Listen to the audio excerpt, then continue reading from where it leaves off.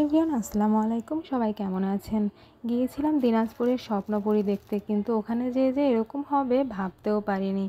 তো দিনাজপুর যাওয়ার জন্য আগের দিন রাত্রেই আমি ড্রেস, হিজাব আর এই ব্যাগটা আর সাথে যা যা জুয়েলারি পরবো, ঘড়ি, চুড়ি, এগুলোই সেগুলো আগের দিন রাতেই আমি রেডি করে রাখছিলাম।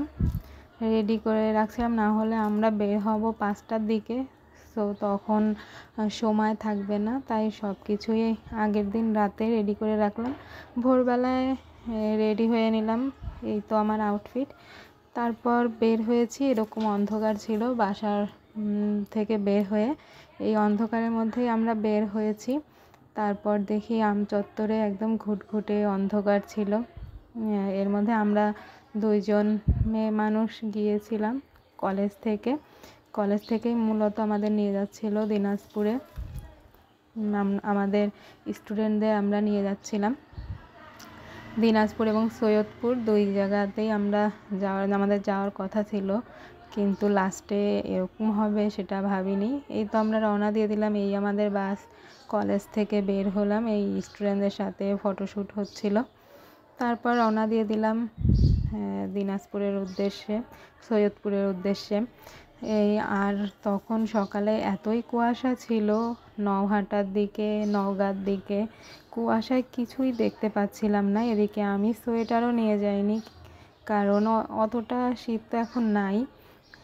মোটামুটি একটু পরেই রোদ উঠলে গরমই পড়ে যায়, কিন্তু এতই কুয়াশা ছিল তখন, অনেক ঠান্ডা লাগছিল। কুয়াশার চোটে রাস্তায় দেখা যাচ্ছিল না, কোনো গাড়ি টাড়ি কিছুই দেখা যাচ্ছিল না। ভয়ই লাগছিল, আল্লাহ না করুক কিছু যদি হয়ে যায়, কারণ বাস টাস কিছুই দেখা যাচ্ছিল না। তারপর এই যে আমাদের হিলি পার হয়ে এই সীমান্ত দেখতে পাচ্ছিলাম, ইন্ডিয়ার সীমান্ত, ইন্ডিয়ার কাঁটাতারের বেড়াজাল।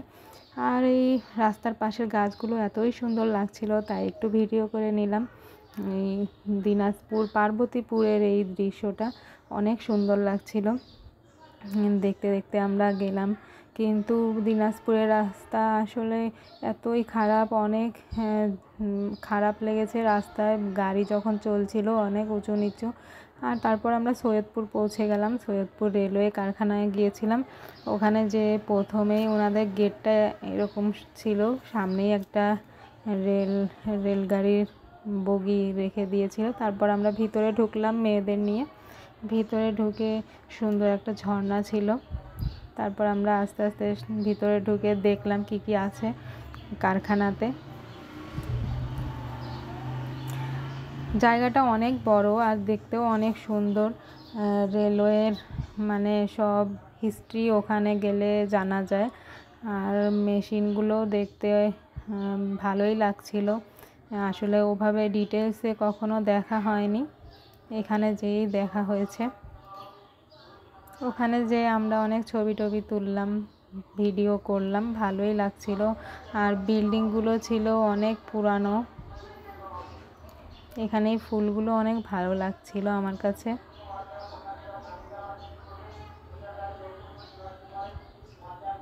আপনারা কেউ কখনো গিয়েছেন কিনা সৈয়দপুর রেলওয়ে কারখানায়, কমেন্ট করে জানাবেন সেটা। এই যে বিভিন্ন ধরনের রেলগাড়ি ছিল এখানে, প্রদর্শন করা ছিল দেখানোর জন্য, ভালোই লাগছিল দেখতে।